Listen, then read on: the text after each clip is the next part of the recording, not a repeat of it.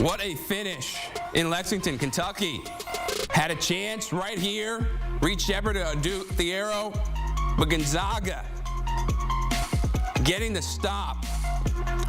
And the Bulldogs win 89-85 and get their first quad win of the year. Graham Ike poured in 23 points. Nolan Hickman also balled out. Anton Watson had some huge shots down the stretch.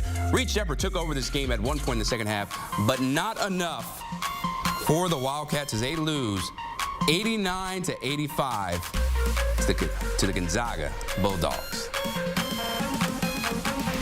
All right, time now to welcome in CBS Sports college basketball writer and host of the Eye on the College Basketball podcast, Matt Norlander. And Matt, it ain't March yet, but man, did this feel like a March Madness game. And the Bulldogs needed this desperately. First quad win, as I mentioned. What did you like about their poise down the stretch after Kentucky kind of outplayed them in that second half? Yeah, Rupp Arena came to life and was on fire. Reed Sheppard scoring all of his 21 in the second half. We were treated to a great one on CBS, and this is going to be one of the best games we'll see all February. The first quad one victory on Gonzaga's resume, as you mentioned there.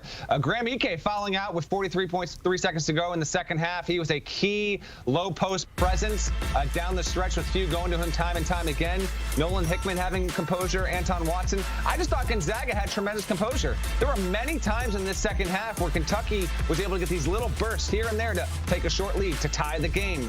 Reed Sheppard guiding the way. And then weirdly enough, ironically enough, Sheppard had a pass that and a split second looked from a decent look to a terrible look when Ben Gregg intercepted it. That was really the clutch thing there. So Gonzaga got a little bit from everyone here.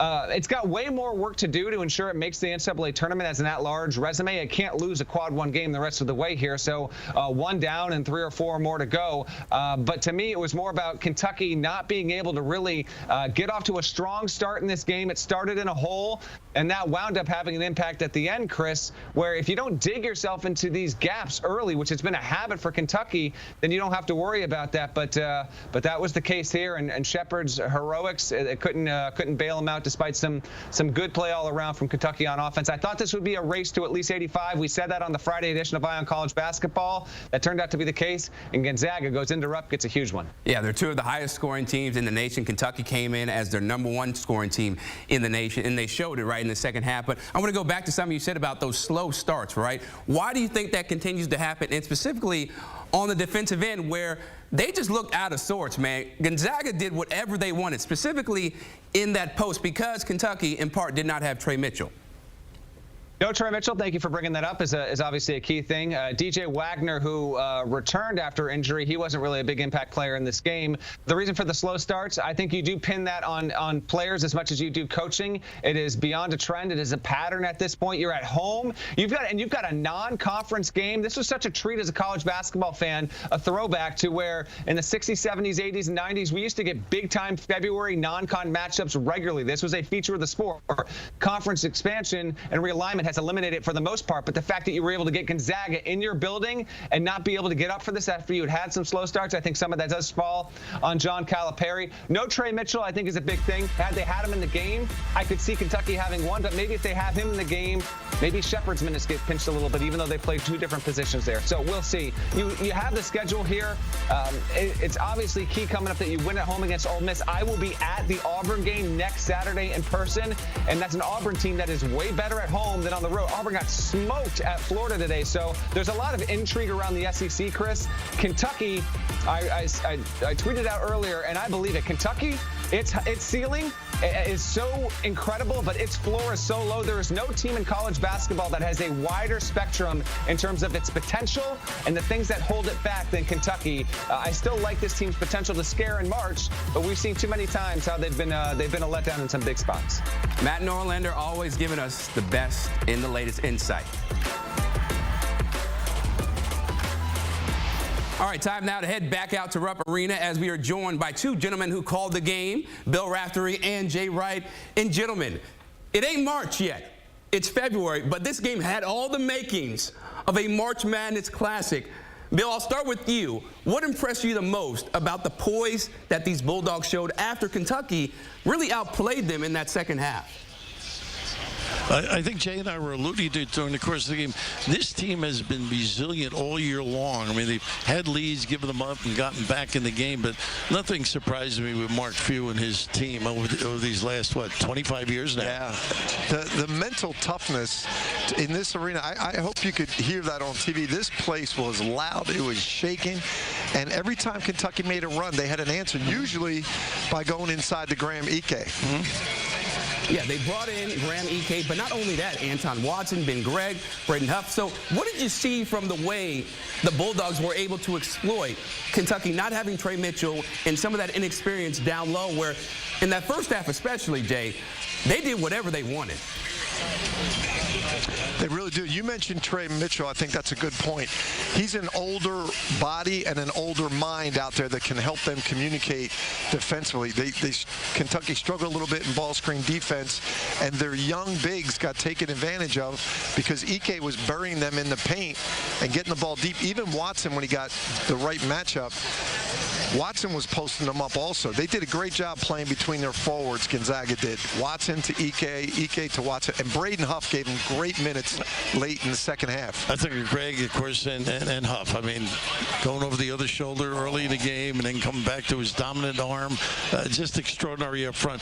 But Nembhard, for some reason, he just knows the game. You know, we're talking about Shepherd consistently all game because of his knowledge and his ability. But Nembhard runs this show. He's comfortable. He knows how to make entry passes, obviously. He makes great decisions. I don't know. I don't think he came out of the game. No. I don't think Nembhard. He played the entire game, and as you said, he controlled it. He was the one that was getting the ball into Ike, and when the right time was needed, he got it inside to Watson on a huge play. The game was so good, Jay was thinking about going back into coaching. Oh, it was really? just a temporary thought. You know, the other thing that I want to talk about, right? Go ahead, Jay. Now that the excitement's over, I'm back with Raf hanging with you. I don't want to. You don't want that. You don't want that stress. I don't want to come back. I hear you, man. The crowd's gone. I don't want to come back. I feel you. Now, when we look big picture, guys, Bill and Jay, Gonzaga still has some work to do to make it into the tournament. So how significant do you think this win is, leading them just getting some momentum going into March to make sure they have a legitimate chance to be in that postseason run? Well, you know, Jay's been through this far more than I have. But when you win a game like this, I mean, just everybody pays attention more in practice. They're more conscious of what we're after. And the philosophy over the years of this program has been extraordinary. They compete at the highest level. They have unbelievable talent. They were a little short maybe this year with injuries and things of that nature, but still they find a way to win at Kentucky. It's just one of the great atmospheres in college basketball. And, you know, it takes a lot out of a team that just doesn't step up in these situations. We talked to Mark Few a lot about this. We went to practice yesterday. We went to walkthrough today.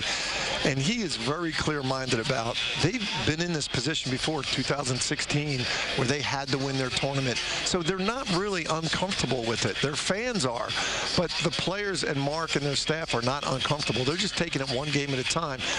But as Bill said, this team now, they got time from Braden Huff, really good time from Braden Huff. That's going to help their depth going forward. I think this game just makes them better with the games they got to win and gives them confidence in the West Coast Conference tournament. You know, the word quad has become a less than attractive word in the scheme of things with the Zags. But if you look at the Zags net, the Zags net's in the 20s. I mean, it's very attractive. They're going to cause some trouble for the committee. If they didn't win the West Coast Conference tournament, their net is so strong. And this win, and they've got a couple more chance for quad one wins, they're going to put themselves in a good spot. Plus, as usual, he played a lot of good people early. Yes, didn't get the wins. Be great. Very important. Mark Few and the Gonzaga Bulldogs looking for their 25th straight tournament appearance. Bill Raftery, Jay Wright, we appreciate the time, gentlemen. Thank you. All right, buddy. All right, so now let's look at Gonzaga's tournament resume. Jerry Palm has them out as of now. Again, Selection Sunday, a few weeks from now. Win-loss record 18-6. They're 1-5 when it comes to quad one games. So that's the downside. But this was huge, right? Best net win, of course, against Kentucky. Worst net loss, though, 112.